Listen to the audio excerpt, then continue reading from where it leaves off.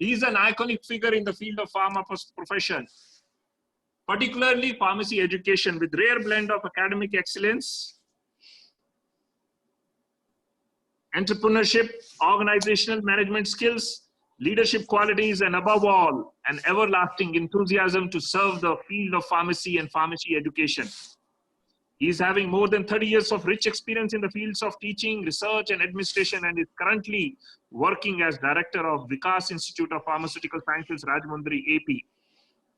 Dr. T.V. Narayana, elected unanimously as National President of Indian Pharmaceutical Association for the term 2018-2021, and elected unanimously again as General Secretary of Indian Pharmaceutical Congress Association 2019 to 2022 for the consecutive third term. He was the first Indian to elect unanimously again, hat-trick, as President of SEAR Farm Forum, a WHO forum of Southeast Asia region for the term 2022. He has organized 4 international, including FIP in India.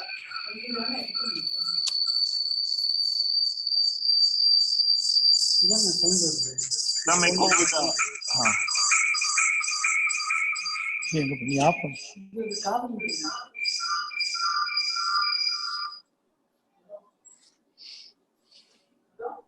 Hello.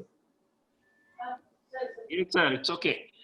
So he has organized 4 international conventions, 21 national workshops, 10 student congresses, workshops, and training programs to community pharmacists and hospital pharmacists, more than 100 seminars, workshops in various places throughout the country. He has participated in more than 100 conferences as resource person and chaired more than 50 scientific sessions at national levels and 12 sessions at international levels.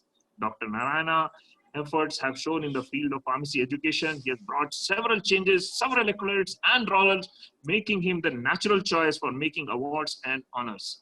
He has received prestigious IPA Eminent Pharmacist of the Year Award 2016, IPA Fellowship in 2005, Fellowship of Association of Biotechnology and Pharmacy in 2008, Paul Harrison Fellowship Award in 2010, Shishak Bhushan Award in 2009, Best Alumni of AU in 2006. In short, for Narayan sir, we can say he is a one-man army full of positivity and action. We welcome you, sir, to this live chat. We move on to the small introduction of Dr. S.V. Veeramani. Sir is the founder and chairman of Fortis India Laboratories Private Limited, a fast-growing pharmaceutical company in India. He has 40 years of successful experience in pharmaceutical industry. Chairman of Tamil Nadu Pharmaceutical Science Welfare Trust. He is the former national president of Indian Drug Manufacturers Association, Mumbai, during the period 2015. Has led delegations to Government of India, Japan, and China. He was the president of 68th Indian Pharmaceutical Congress 2016 at Visakhapatnam, the mega event.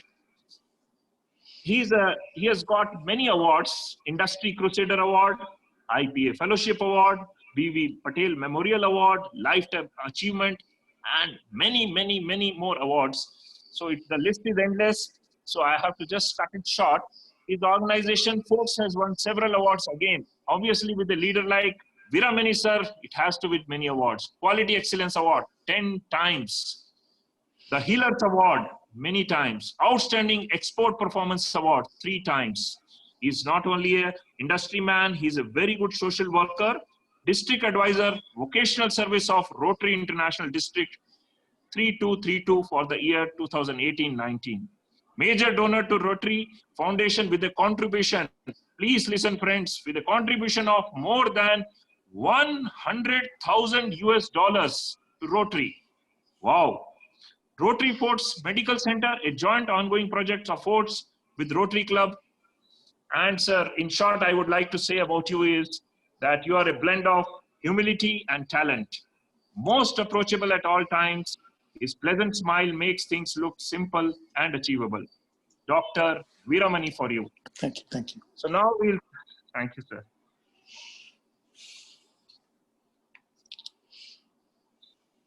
We'll start the interview session, and I'll be having same set of questions, so you can alternate to answer it. So the first question goes to both of you. What ignited the spark in you to start the business venture? Dr. T.V. Narayana.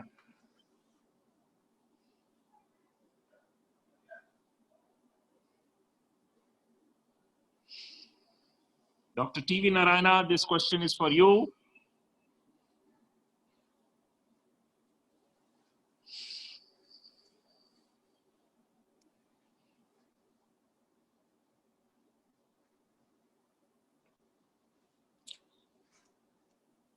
So can I answer when he is joining? Definitely. Yeah. So the spark, which to start the enterprise because of the passion to excel. Because I already had a lot of confidence. The previous assignment I had in selling, he had a tremendous confidence. I was number one in the organization, the company I worked for. So that gave me a spark that I can also do it. And I wanted to build a national organization of repute, known for quality and ethics, where thousands of people will work for the organization, and then they are free to follow their own, thought processes, and then build an organization like that. That was giving a spark to me. Fantastic, sir. I think we have lost link with Narayan, sir. Dr. Narayana, can you hear us? Okay, we'll move on the next question to you only, sir. Sir, we'll have okay. the same set for him. Right. What would you say are the 3 skills needed to be a successful entrepreneur? See, first of all, an entrepreneur should have an eagerness to learn. The learning ability is very important to know what is happening around, what are the opportunities available. All those things are very important for an entrepreneur. The second one is you must have a tremendous desire to succeed in a big way. That desire only will propel him to do much better. Then you should have a lot of capacity for hard work, perseverance, persistence, because it is not going to be easy task to start an enterprise. You will be finding a lot of hurdles on the way. And then, you must have the tenacity to overcome them and then keep on your goals. So this is what is required for an entrepreneur. Thank you, sir. What have been some of your hurdles and what have you learned from them? See, whenever you have an enterprise, one of the hurdle is always finance, because normally many of the entrepreneurs are not experts in finance. So, and we don't know what's going to happen. So as we go along, we face hurdles. In the financial hurdles were more because we didn't have a good finance management. I am a marketing person, so I had to learn finance the hard way, undergoing struggles and all. That is one of the hurdle. Another hurdle is when you start a small enterprise, you don't have very good quality people joining you. And some other people, because the company is small, they will leave you. So attrition, manpower was also another hurdle we faced and all. But of course, as time progressed, as the company grew, we were able to overcome all these hurdles. Thank you, sir. And I would like, in fact, all of us would like to know how many hours do you work in a day to look so fresh? See, actually, for an entrepreneur, there is no hours of work. We are working all the time. We are also enjoying our work. So we never feel like working. So we always say, we are living our life. So there is no fixed working hours for an entrepreneur. Yeah.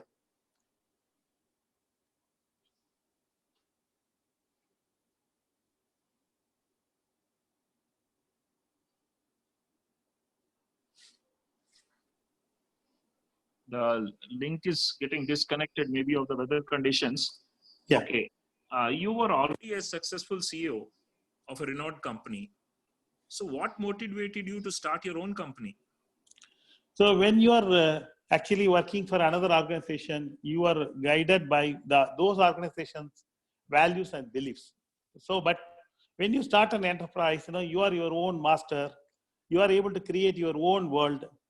we always live with some values and beliefs, and you are starting an enterprise and working on an enterprise where you're the organization based on your own values and beliefs, what you believed strongly. All those things, made me think that I will start my own organization. Although I was successful in my earlier assignment before taking up the enterprise.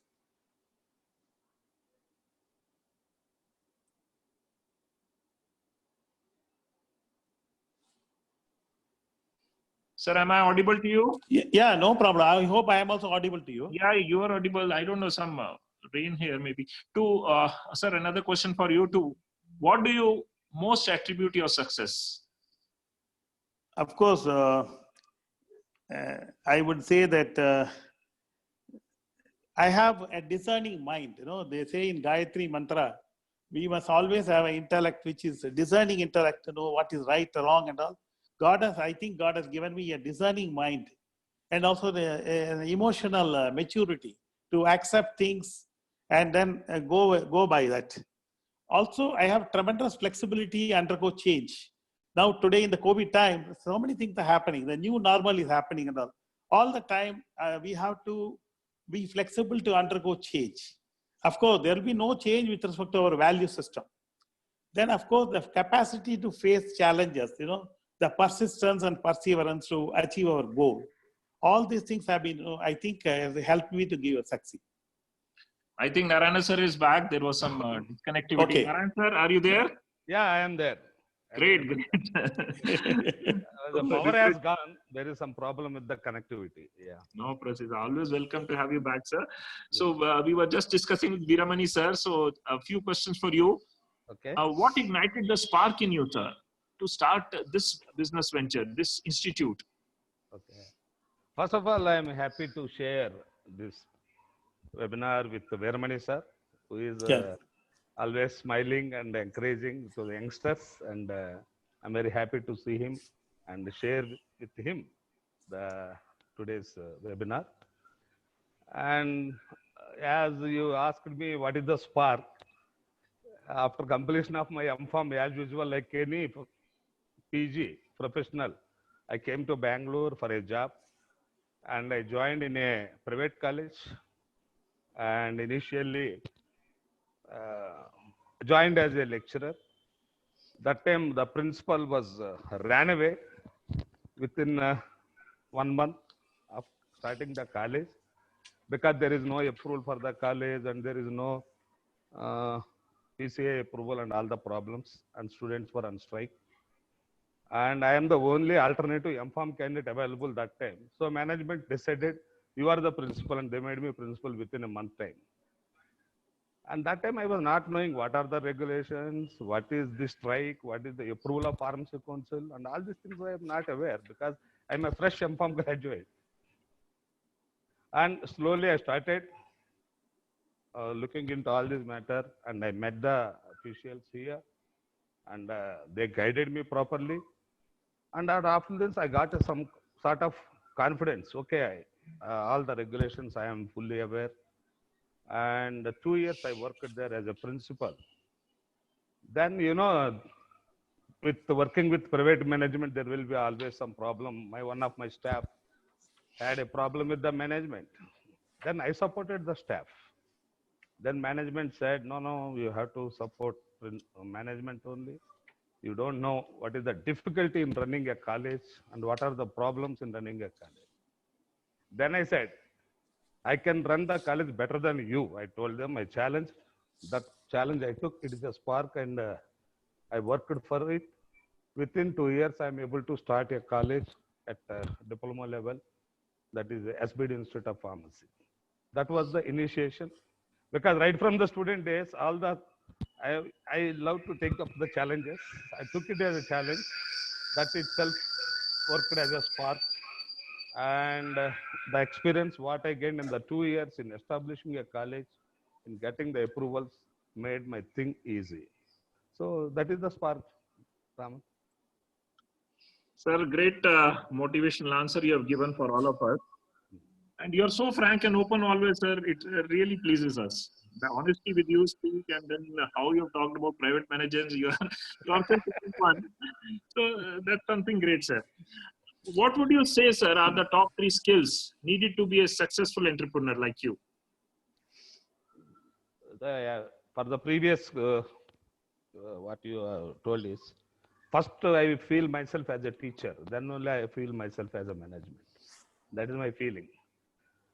So nothing, top 3 skills, there is no, every person is having his own skill, own modus operandi.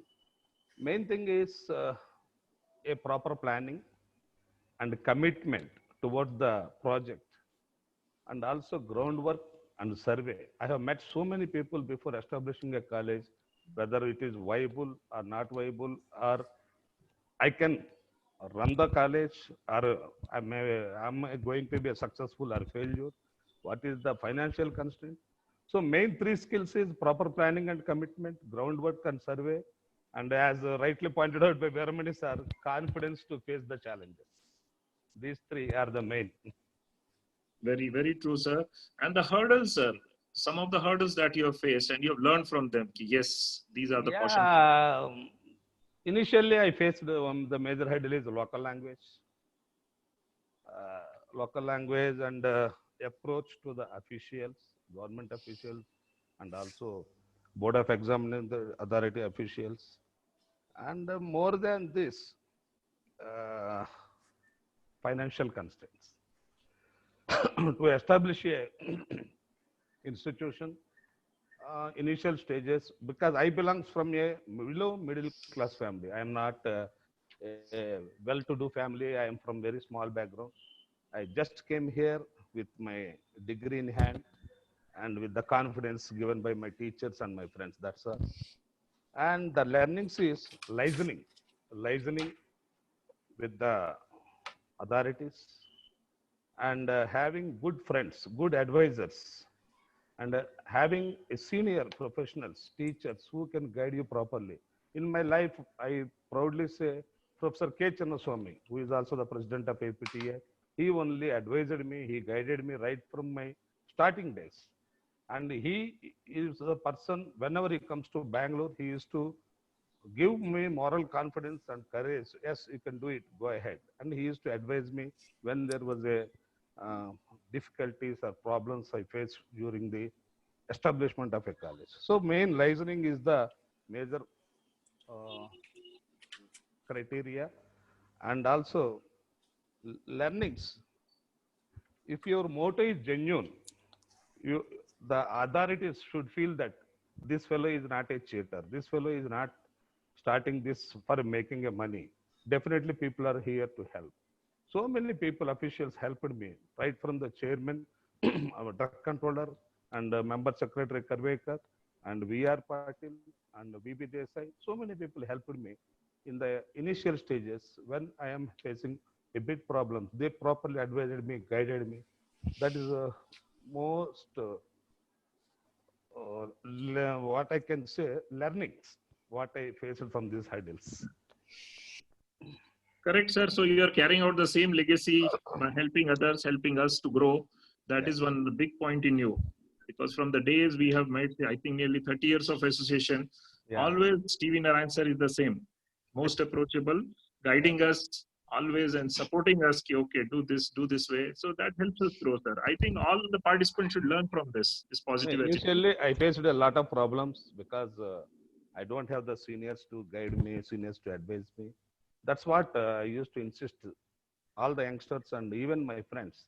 Have a good seniors with you, like Professor Channaswamy, Dr. B. Suresh, Professor Shivananda. These are all very good to me. Whenever I have a problem, I used to go and contact them, discuss them. They helped me in their capacity at various capacities.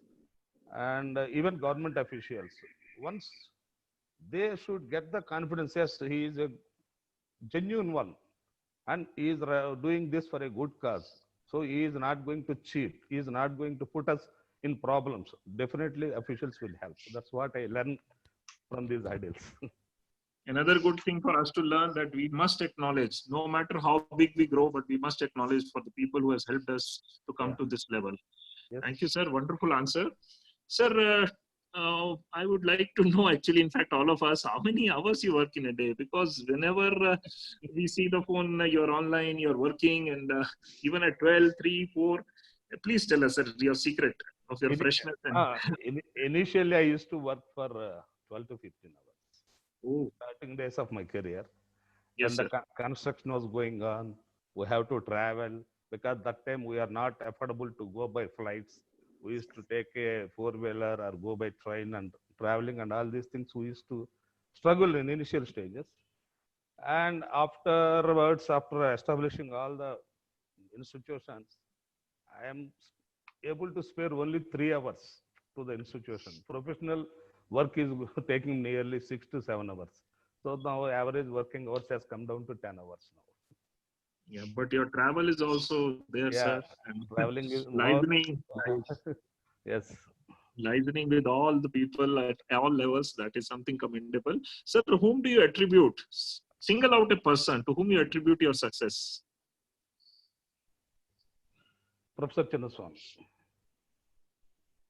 Good, sir.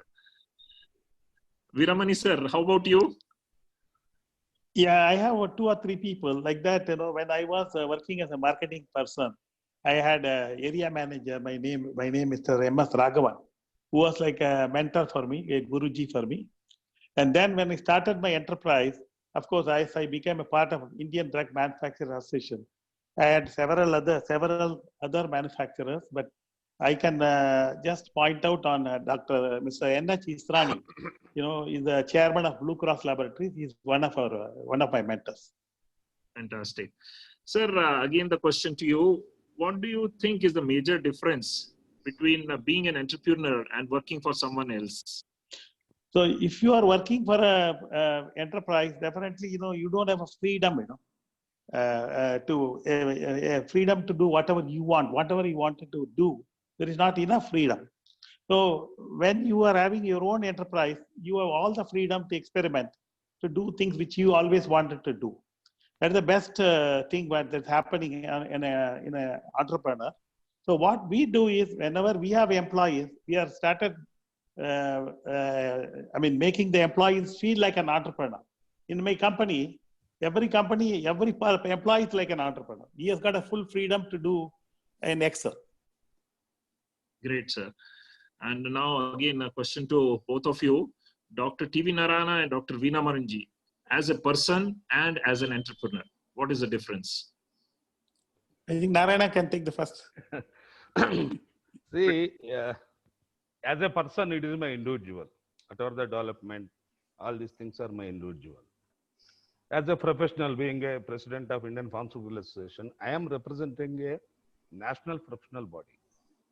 And the very every act of IPA president, it is something different because it represents the entire professionals of the country.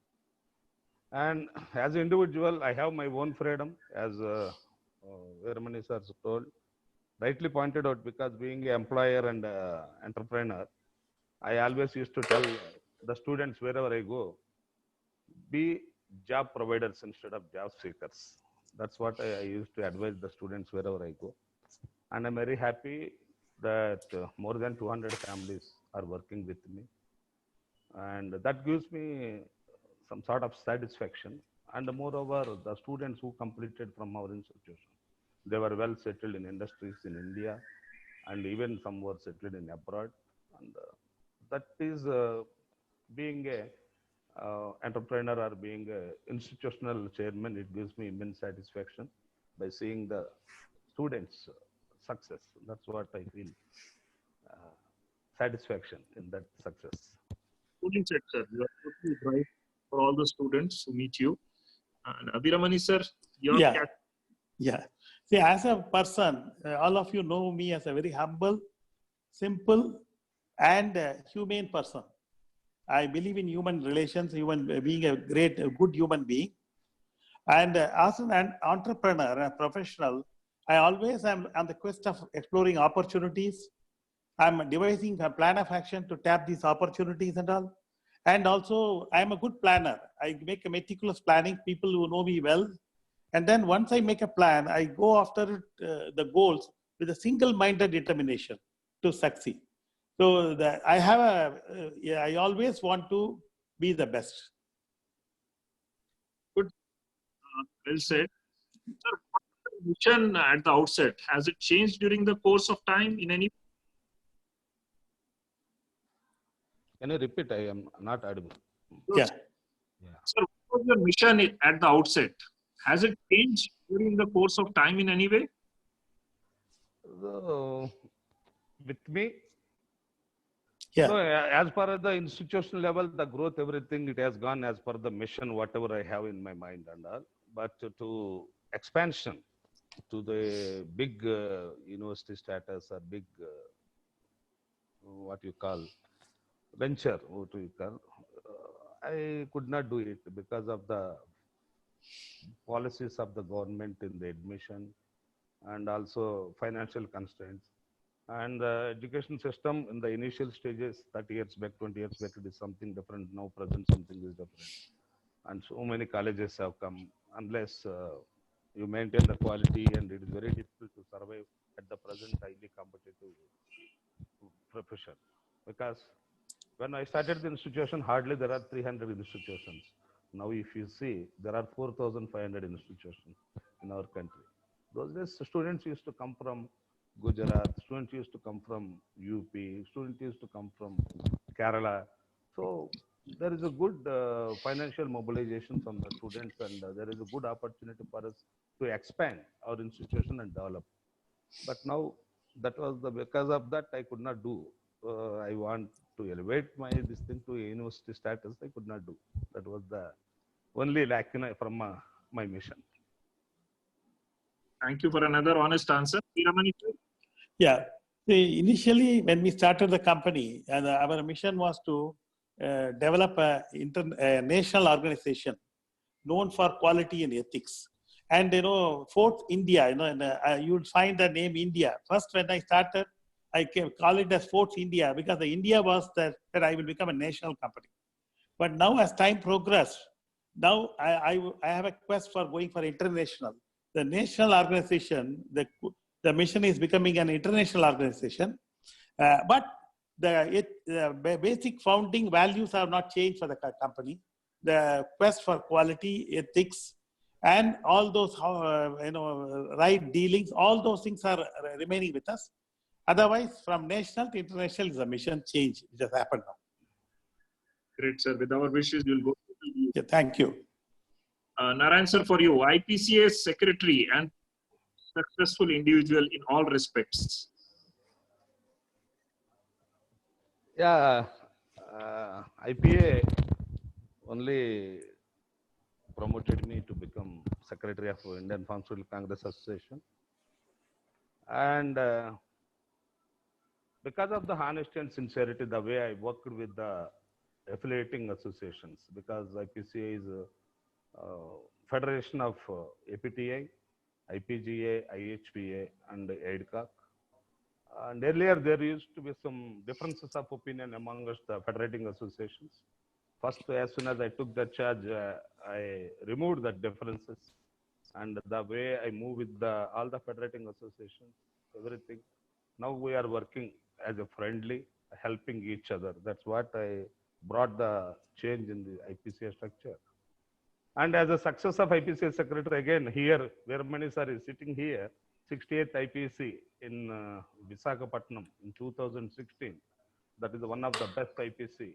And we have organized under the leadership of LOC, presidentship of Veeramani sir, which created all the records, more than 10,000 registration and online registration for the first time.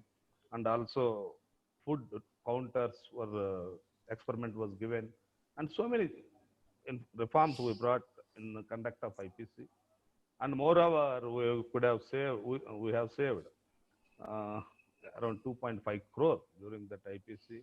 That again, thanks to Dr. Rao Vadlumadi, who is the LOC chairman that time and also president of IPA. With the surplus money, what we have generated, we are able to contribute toward the construction of the IPA building. Now the IPA building is ready. Only is ready for occupation. Because of the COVID, it was postponed. And IPCA secretary, I'm very happy with the way the organizations I am leading the organizations, and almost it is in plus now. Earlier the expenses are more and income is less. Now it is in plus. We have good sufficient uh, bank deposits for IPC also. In future we want to mm, conduct IPC at least on one rotation by IPCA itself. That's what IPCA should be self-sufficient to conduct IPC on its own at least for one term during the rotation. That's what I am planning. And I thank because you are also there as a representative of UIPTI, and all the presidents and secretaries of the all the four federating associations, all the five federating associations are very good with me, and it is going on without any problems, without any uh, conflict of interest, and without any confrontation during the meetings. That is the reason everybody supported me to continue for the third term. Even after the second time, I am not interested to continue. They said again, unless we look for an alternative, you continue one more term. That's what I feel happy that I worked with the people like Vermani sir and even other DCGIs uh, and Dr. Suresh. All during their presidency, I worked as a secretary for conduct of IPC. Very true, sir. We have worked with you and we are really fortunate. Your working style is so positive and there is always consensus. You take everybody into confidence and the way you conduct, we feel like contributing and really performing. Thank you, sir. It's good learning from you. And for Veeramani, sir, I would like to know, sir, how do you build a successful customer base? Everything in business, everything depends upon your credibility, your dependability. When you provide a good quality product, and also you are following proper ethics and following commitment, automatically the customer gets a confidence in you and your product. So if you continue this, the customer number of people who have got confidence in your company, the products of the company increases. So by straightforward means and basing on a good quality and good service to the patient, we are building our customer base. And our customer base is ever increasing. Very true. Yeah. Sir, in a single phrase, Narayan sir, in a single phrase, how would you characterize your professional life? I feel proud to be a pharmacist. Very true. Very correct. It has hit directly. Yeah. Veeramani sir? I can also say that I feel very proud as a pharmaceutical manufacturer in India, catering to many countries in the world. It is challenging, fulfilling, and very satisfying to me. Yeah, there is no regrets from my side. I could not have become doctor or engineer, which is the dream for many students. Though I did my pharmacy, I'm better than all those people, and I feel that's why I feel proud to be a pharmacist. Thank you, sir. Proud to leading the association. And sir, I would like to know, coming to the present scenario, Narayan sir, teachers have excelled during these testing times. And you yourself being a teacher, and they have given true examples of teaching learning. We need your comments, sir. This COVID-19 is the most unprecedented changes in our lifetime, entire lifetime. We have not heard of it, this type of situation, and we have not come across this type of situation. Not only me, even my senior generations also, they have not come across. And out of this COVID-19, the most affected area is the academics. Because if you see now, all the establishments are slowly coming to normal, except academics. Till today, we were not confident when the classes will going to commence, when the examinations are going to handle by the universities and all. That is the biggest challenge. Academics is the biggest challenge. And I'm very happy, though our teachers were not trained with the technology. We are not equipped with the computer-based technology. It is all learned recently. Because I learned computer after 50 or 40.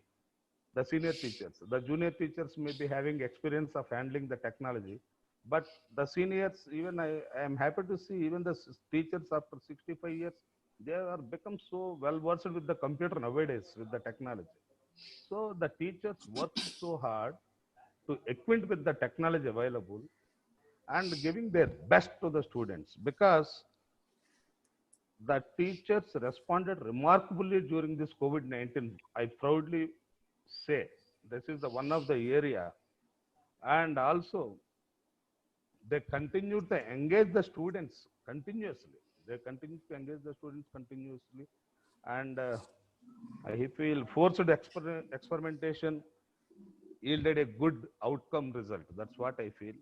But tremendous contribution from the teachers on these webinars and Zoom meetings. And there may be some lackiness which we can discuss later stages. But initially, the contribution of the teachers is immense. They made all areas, not only pharmacy, every areas, right from the school to PhD exam. Recently, today I had a meeting with the JNTU Board of Studies chairperson. She told they are able to conduct PhD exams through online. Even JSS University, that's what I had recently. They had online PhD examination system also. This is all because of the what we can say metamorphism of the training schedule of the teacher or teaching methodology of the teacher. No doubt in it. Sir, in continuation, Narayan sir, again to you. Ah. Is this online teaching here to stay, even beyond COVID-19? See, now the new tagline, if you remember, work from home. We are hearing this word tagline from several areas, work from home. And even if you observe, the productivity from the academics was the highest during the pandemic period. The productivity is the highest during this period. And also, there was the opportunity to update our individual capacity at our individual capacity, and also on par with the developed countries, because I have seen this online teaching methodology 20 years back in the year 2004 in Monash University, Singapore, Sydney.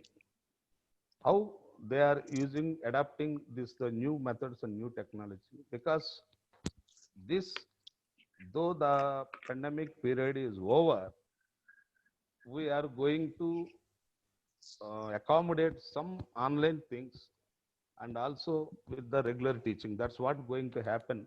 And these are some of the reforms UGC and other bodies also looking.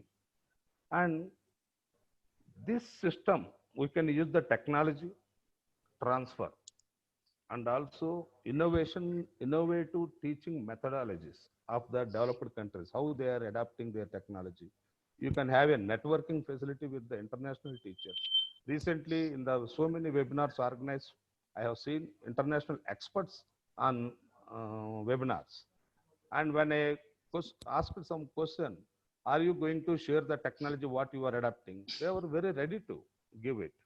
That's what recently FIP has also organized one webinar on education and the impact of the COVID-19 and this online methodology. They are ready to share their expertise with our teachers. So that's what future, definitely it is going to be beneficial not only to the teachers, particularly to the students, because it is going to be more beneficial to the student community.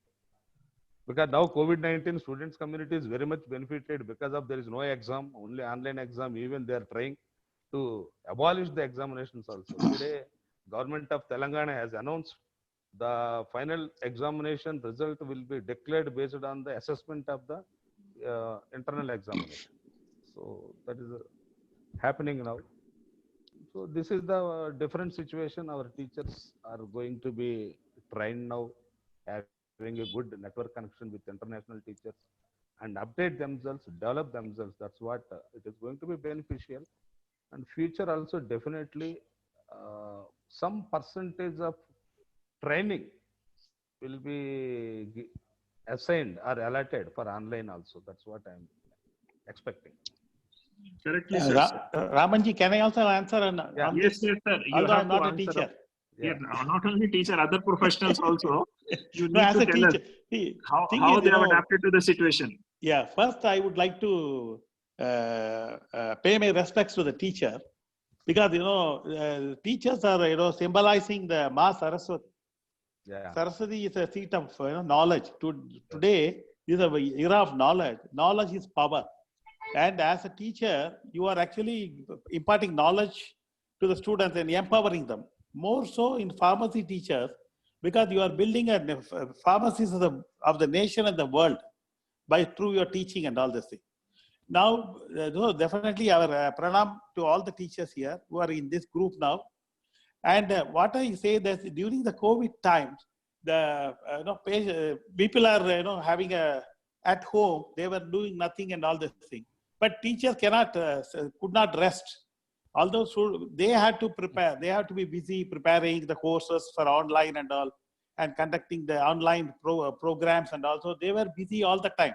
So definitely credit to the teachers to keep the learning going during even difficult COVID times. My daughter used to say that my grandson is more busy now because he is getting so many online requirements are given by the teacher and all that. So he is more busy. So, but this online thing will definitely continue, not only for every field for that matter, more so because now we have tasted the success of online, where we don't have to gather everybody to impart knowledge and all. So this is going to be ongoing thing. Even in our company, we are training medical representatives, teaching all over India, and our training department is having online courses. So this online thing has come to stay. So it's going to continue. Very true, sir. Both of you really said it well. Online. So it is anyway targeted. So Yes. it's always. And also the conventional system of teaching method, whatever we are adopting, so many young teachers and all, these are all, we can say, conventional system of teaching methodologies are going to become concept-based teaching methodologies of future. So definitely it is going to be helpful to the students. So you feel, sir, there will be more innovation, there will be more creativity. Definitely, because I can call an industry expert like Veermani sir to give an online class to the students and industry aspects where they are the experts. So these are the additional advantages for the online, if you go online, because I cannot be I am not having that much of expertise what the industry person is having. This is what is happening at international level. When I visited one university, National Taiwan University 2 years back, one industry person was sitting there. I had an interaction with that person. He told, I have a next class. I am going to deliver my talk to the students. I was shocked. You are from industry. How come? Yeah, I am visiting this institution 2 hours in a week. That is how they are training the students. Here, that system has to come. That then only the sharing of the knowledge, sharing of the expertise, and the real training to the students. If you, frankly speaking, the training what we are giving to the students, our syllabus is not coping with the requirement. What is the requirement, present day requirement of the industry is something else. What the training we are imparting is something different. So these are all the changes. Even council also is planning to revise the syllabus and involve more and more number of industry people in the curriculum. That's what the major initiatives taken by, again, Dr. B. Suresh, President, Pharmacy Council of India. We should thankful to him for his initiatives in imparting a need-based curriculum to the industry. So he at one word he told, the student should be industry ready. That's what one word he told. So that is going to happen. Actually, from the industry and from the IDMA, I can definitely give all the support to the academia to provide whatever expertise you want. Over online, we can come and we can do that. Oh, thank you very much, sir. Thank you, sir. That is something very great you both have told.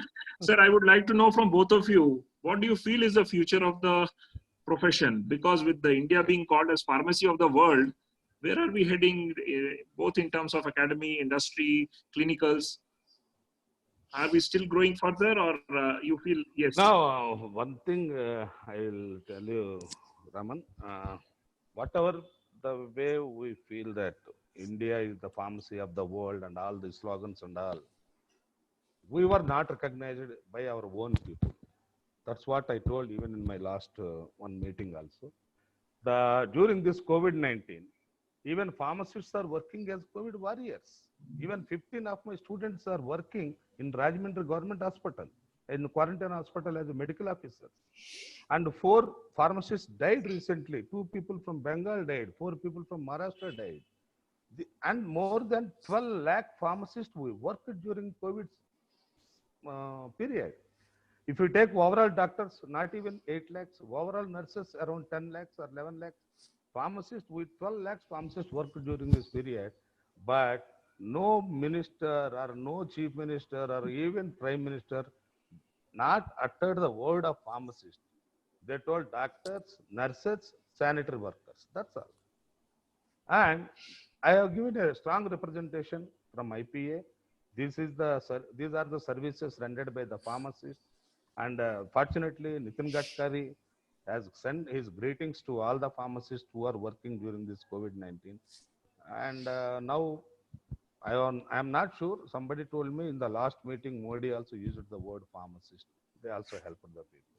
But in Telangana state, Chief Minister KCR, given in the initial stages, he has not uttered the word pharmacist, but now he uttered the word pharmacist and their services during this COVID-19. And definitely India is recognized as far as industry point of view because of the Trump phone call to Modi and supply of this HCQ and all the developed countries. So everybody came to know the strength and capabilities of Indian farm industry. Earlier they know, but now they experienced it. They came to know the capability and the strength of our Indian farm industry. And Indian pharma industry point of view, no doubt we are on the top. We are pharmacy of the world, no doubt in it. But coming to clinical settings and coming to the education, because the pharmacy is a triangle with science, practice, and education. Science, practice, and education. And science point of view, we are very good. And practice, still, it is only 10 years now. The words of pharmaceutical care, the words of pharmacy practice, and all these things are new. It takes another decade to come out to the international level.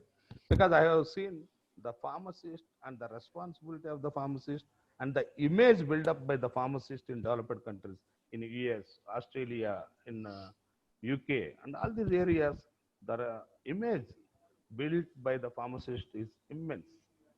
And their services also excellent services. And they have gone to a level, the pharmacist in oncology, pharmacist in nephrology, pharmacist in cardiology, super specialties. So they are more advanced in practice setup. It is a long way for us to go. But industry point of view, no doubt in it, we are definitely on par number 3 in the world. That itself shows. And 40% of the generics we are supplying to the entire world, and more than 150 countries we are supplying the drugs. And that's why India industry is called as pharmacy of the world. So Veeramani sir can brief more on industry point of view. Sure. So actually, to extend from what Dr. Narayana has mentioned, the recognition given to the healthcare professionals and all, he was talking about the pharmacists. Mainly, he was talking more about the hospital pharmacists. But you should also extend it to the industry pharmacists. Because today, all the pharma industry are working in spite of all the difficulties and all. We have ensured that there is no including industry pharmacists also, sir. Yeah. No. There is no a sort of a shortage of medicines. You would have seen that all the pharmacies are open. There is no complaint of shortage of medicine because the pharmaceutical industry worked in spite of all the handicaps. Initially, when the COVID started, there was no proper transportation available. No permission was given.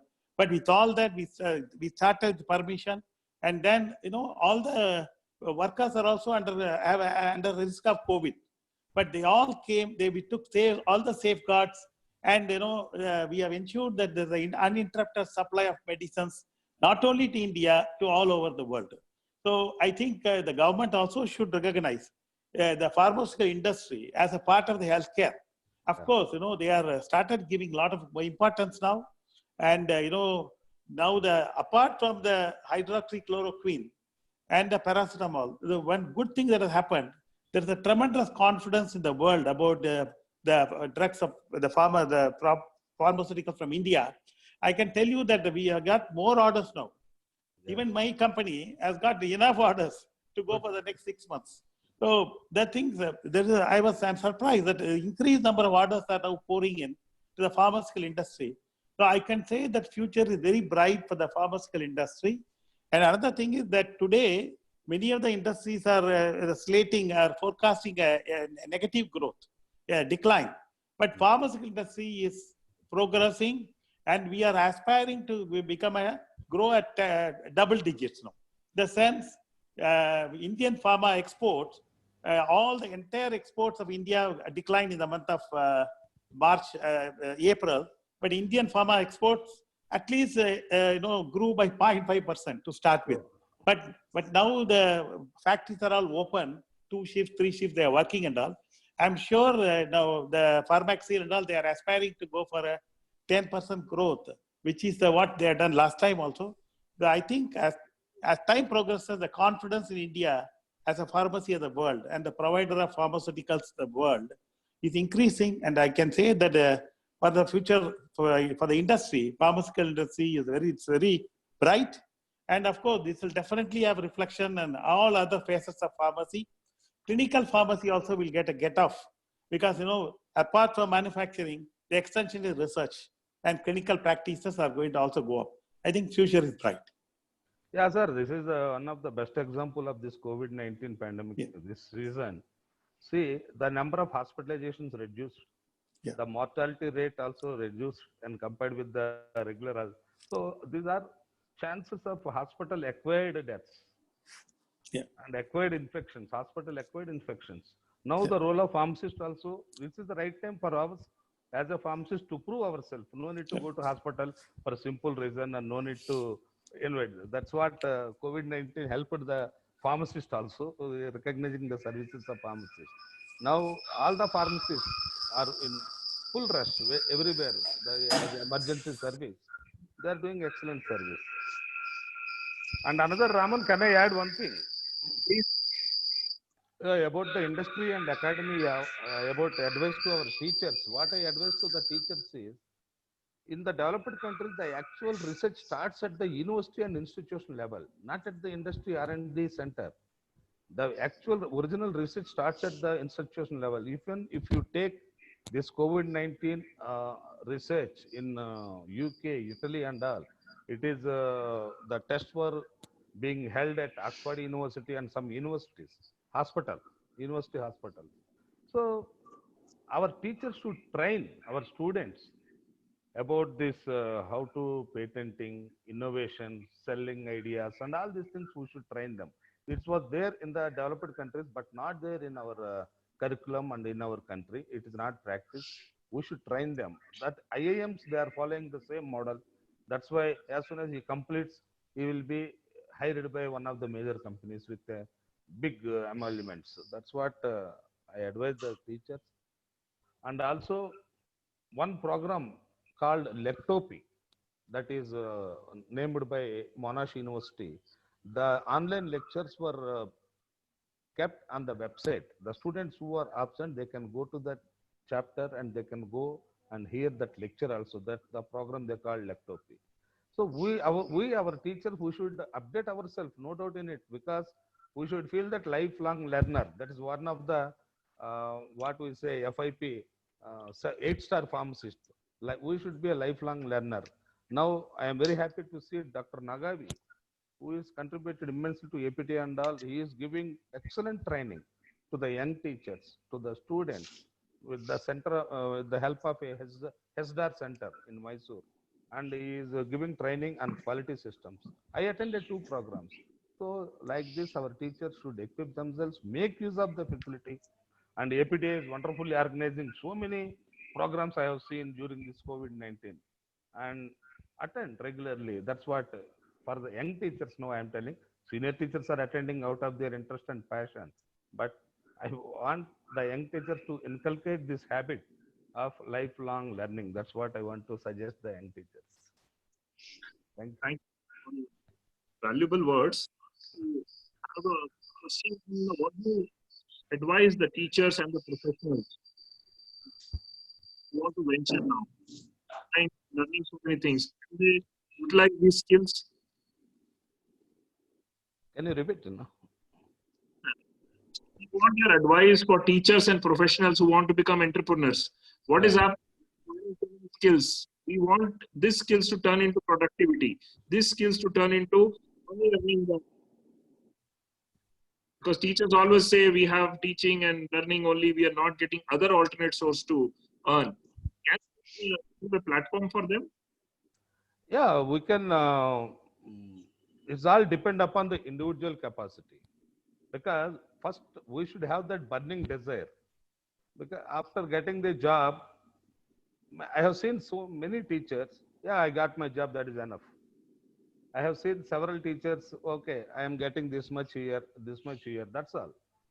And they are good teachers, no doubt in it. But they will not take the chances. We have to take calculated risk.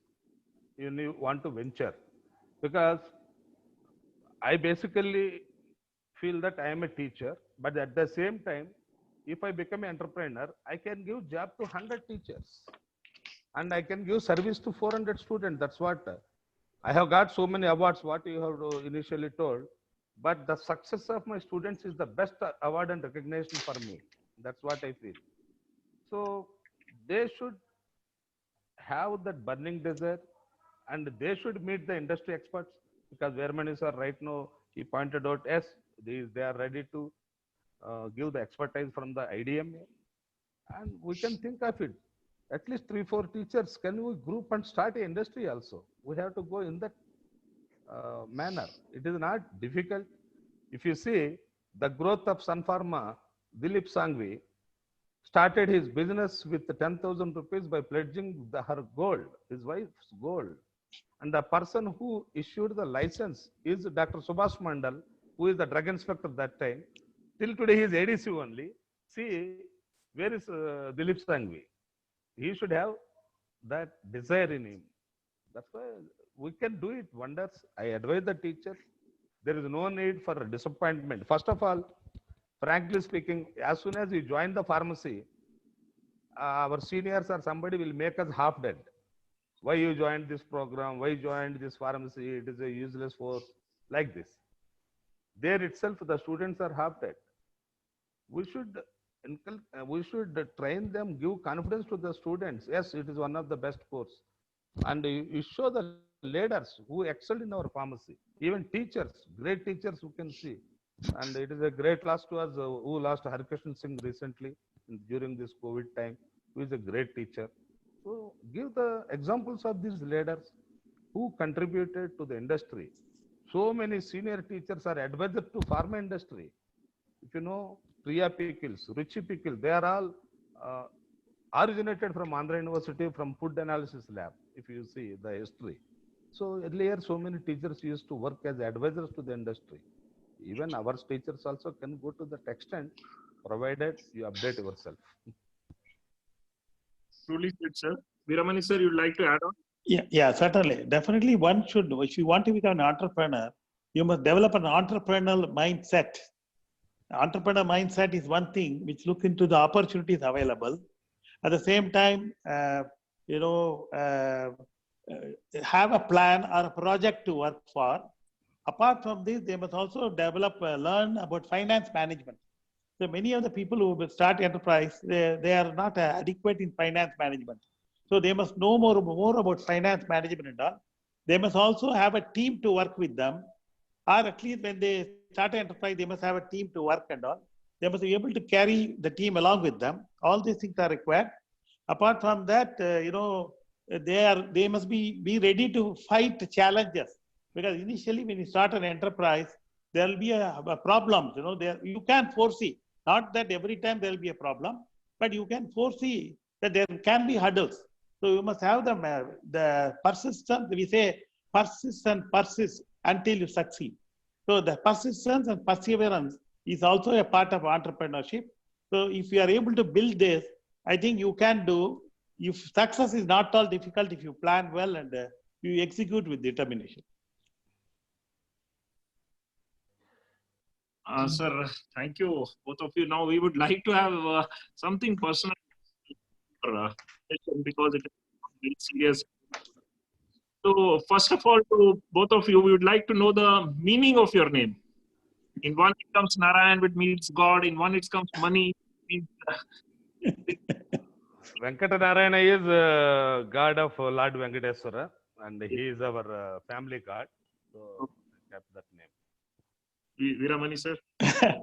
You know, Veera is bold, and Bold. money is a gem. Gem. A bold gem with money, M-O-N-E-Y.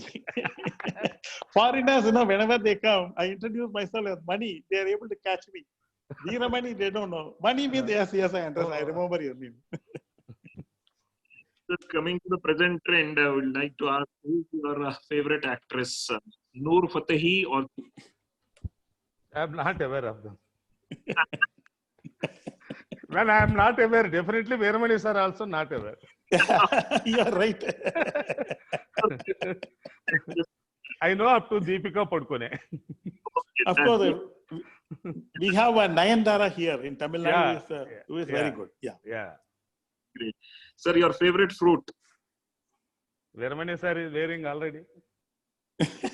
No, he's saying about fruit. Fruit, huh? Yeah.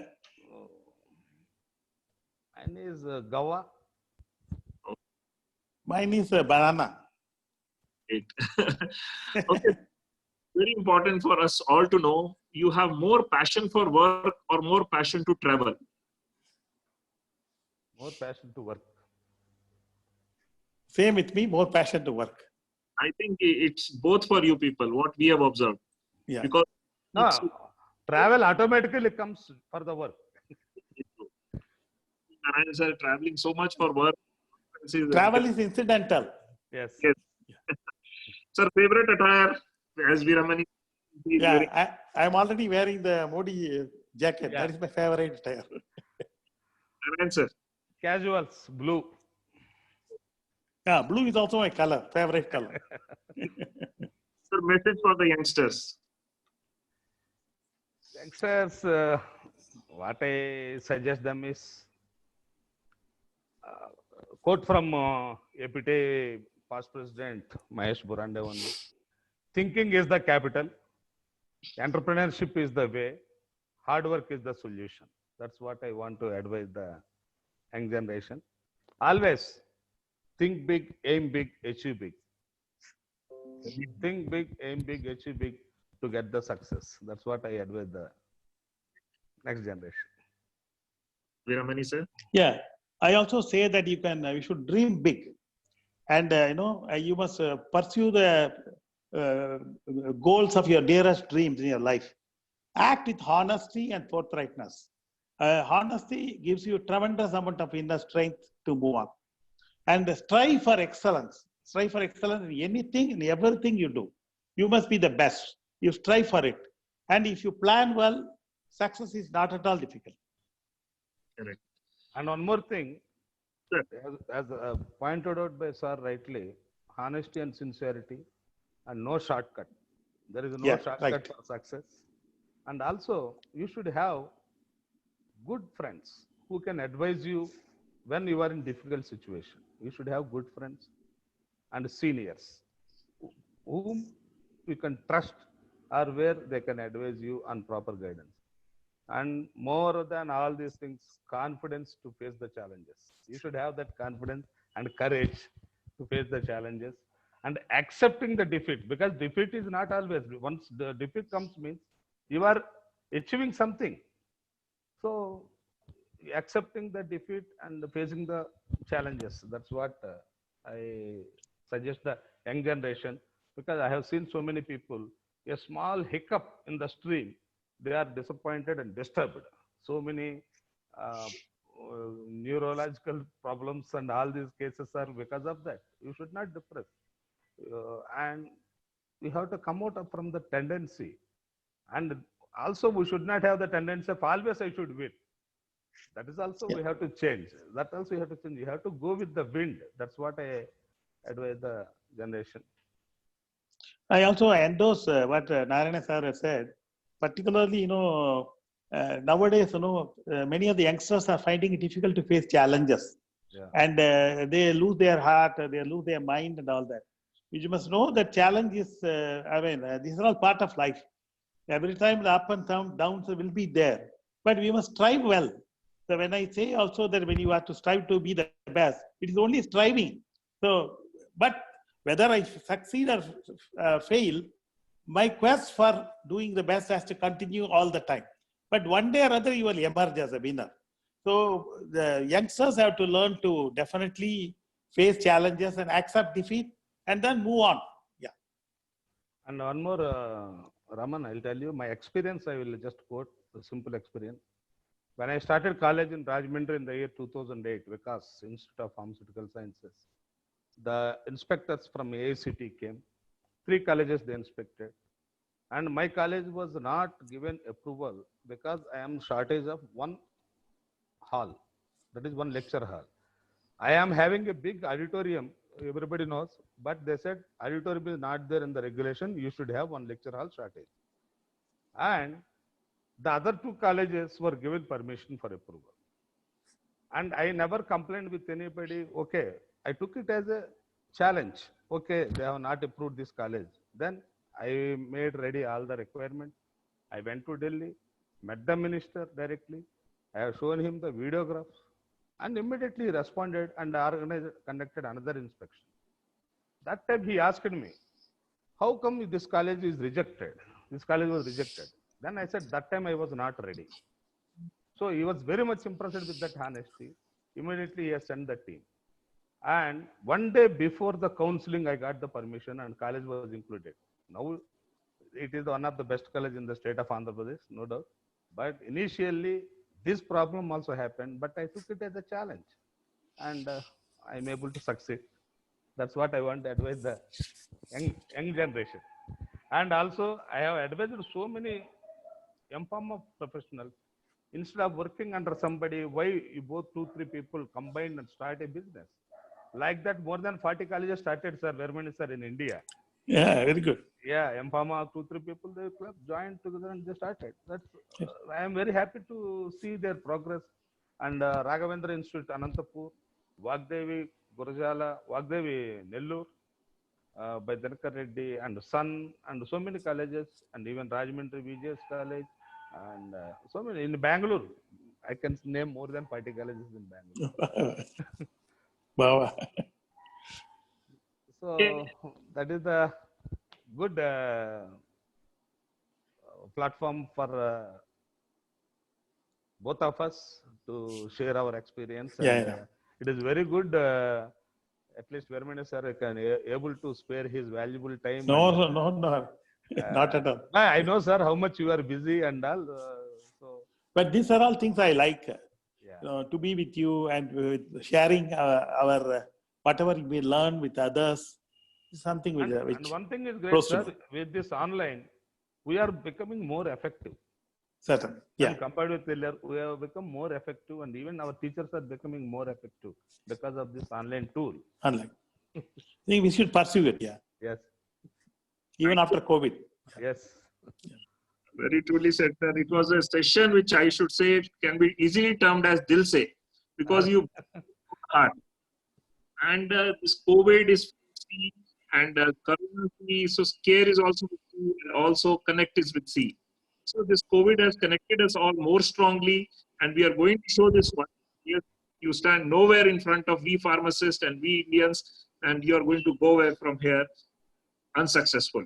So on behalf of APTI, IPA, IDMA, I thank Dr. T.V. Narayana and Shri S.V. Veeramanji for their time, their involvement, and really speaking worthy so that the youngsters, the teachers, the professionals have learned. It's really a teaching learning session today, and we are enlightened. We are truly enlightened. There is no exaggeration in my words with your vision and with your thoughts about the profession, about everything. You're so positive. You're so positive. You have really connected us well. Thank you, both of you. Thank you, participants, for being part of this. It is being telecasted live on YouTube, and it is being recorded, which we will share with you, and really appreciate. And we appreciate coaches also, because before the session began, we saw Mrs. Viramani and Yeah. She's always there Uh, for that is me, for all of us. so my So- heartfelt on behalf of all teachers and professionals.